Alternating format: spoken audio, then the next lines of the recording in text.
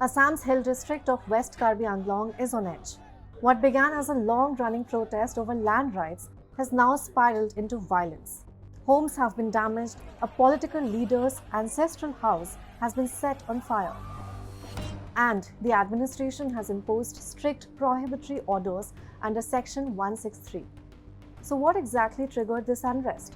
Why are grazing lands at the heart of this conflict? And is the situation finally under control? Here is what we know. So what are the protests exactly about? In one word, land. More specifically, Village Grazing Reserve or VGR land and Professional Grazing Reserve or PGR land.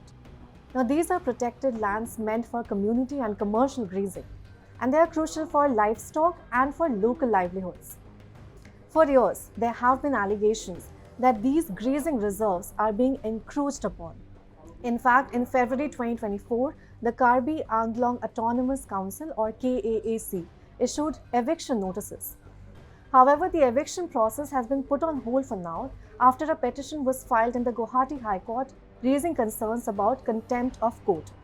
So how did the violence erupt? Tensions came to a head on Monday. According to the police, the situation escalated after a few protesters were picked up earlier in the day. Soon after, large groups blocked roads and marched towards Dong Kamukam near Khaironi. And what followed was chaos. Protesters pelted stones, security forces came under attack. Several houses were vandalized. The ancestral residence of Tuliram Ronghang, the chief executive member of the KAC and a BJP leader, was set on fire. Police were forced to fire blank rounds to disperse the mob. At least 3 protesters and several security personnel were injured in the clashes. Officials say some of these injuries occurred during police action to restore order. To prevent further escalation, the district administration imposed Section 163 of the Bharatiya Nyaya Suraksha Sanhita. This means no gatherings of 5 or more people, no rallies, protests, dharnas or torch processions, no firearms, firecrackers or inflammatory speeches. Movement of people and private vehicles is restricted from 5 p.m. to 6 a.m. However, schools, colleges, examinations and offices remain open. Emergency medical movements is also permitted.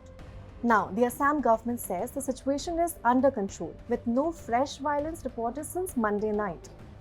Minister Ranoj Pegu has emphasized that dialogue is the only way forward.